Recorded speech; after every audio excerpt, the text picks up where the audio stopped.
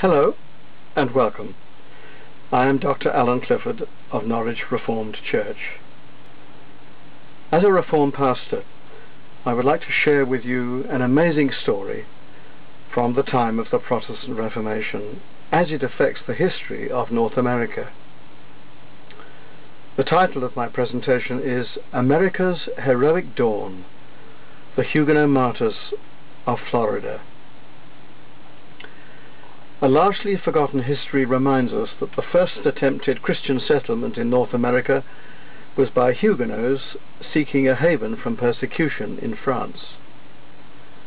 This follows the era of Christopher Columbus, whose first adventures to the New World date from 1492, soon followed by the Cabots from England a few years later.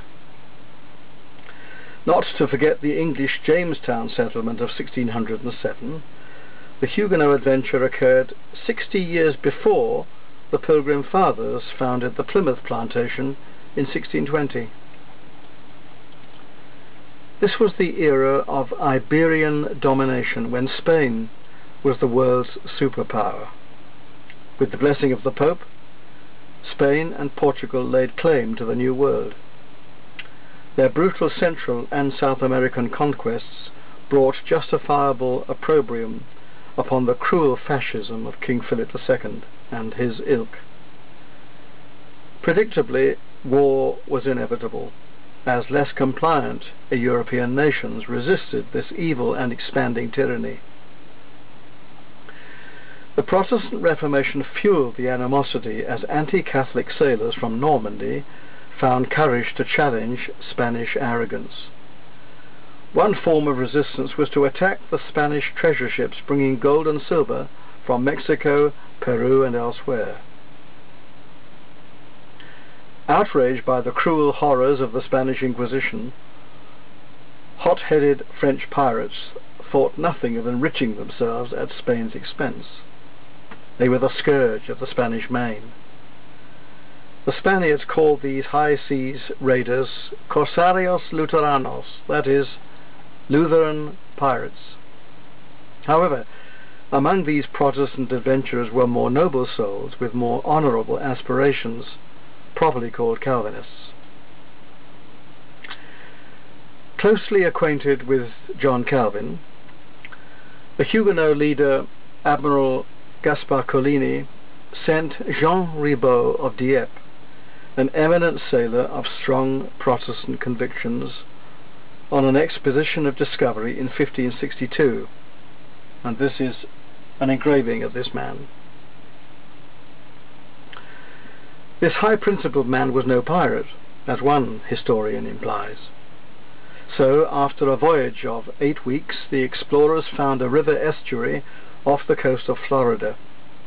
Landing on the 1st of May, Ribaut and his sailors gave thanks to God for safe passage, commending also the native Timucuan people to God's mercy.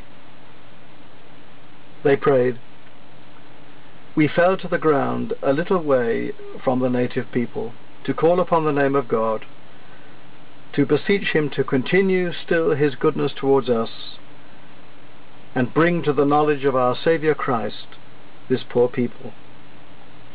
This was the first Protestant prayer in North America. It reflects the missionary dimension of Calvin's usual end-of-sermon prayer, that God might, quote, grant his grace not only to us but also to all people and nations of the earth, bringing back all poor ignorant souls from the miserable bondage of error and darkness to the right way of salvation. Ribaut and his Huguenot brethren knew, as Calvin expressed it, that, quote, the advent of Christ was the time of Reformation, doubtless for the 1st and 16th centuries, and that, the figures of the Old Testament receiving their fulfillment in him, the whole world became an enlarged Mount Zion upon the advent of Christ. Naming the River of May, now the St. John's, formerly Spanish San Juan, near modern Jacksonville, Ribaut claimed the territory for France by setting up a monument in the name of the French King Charles IX. After further peaceful contacts with the native people, the Huguenot explorers sailed further up the coast to modern South Carolina, where another monument was set up. Leaving a settlement at Charlesfort, Ribot returned to France to report on his discoveries and organize another expedition. However, finding France in the throes of the tragic religious wars, he took refuge in England. Queen Elizabeth warmly welcomed him at first. After suspecting that this French patriot might be a threat to our security, she briefly imprisoned him. While in the Tower, Ribot wrote his account to his Huguenot master, Gaspar Coligny. This was 1563, and it was translated and published in English the same year.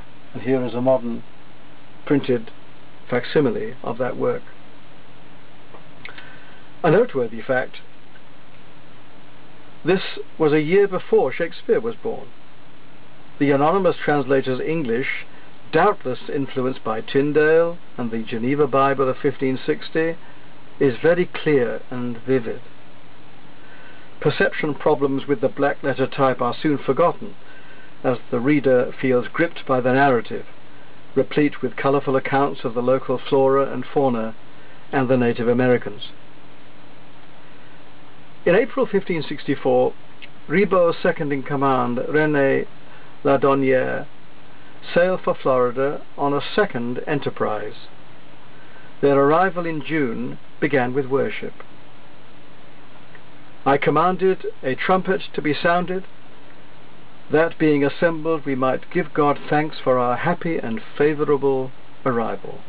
Then we sang a psalm of thanksgiving unto God, beseeching him that it would please him of his grace to continue his accustomed goodness towards his poor servants, and aid us in all our enterprises, that all might turn to his glory and the advancement of our King.